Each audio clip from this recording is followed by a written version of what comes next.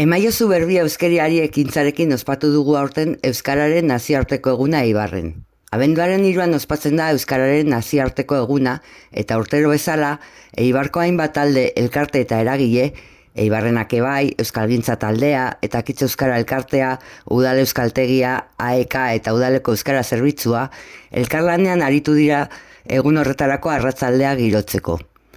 Alde batetik mintzodromo irekia egin zen Untzagan, eta mintzodromo amaitu eta jarraian, aurtengo euskararen egunari lerroburua eman dion ekintza Emaiozu Berbia euskeriari izeneko hasi zen Untzagako armaietan. Kasa dantza taldeko kide gidatuta, Euskal Herrian euskaraz abestiaren koreografia egin zuten adin guztietako eibartarrek linternen argiak dantzan ipinita.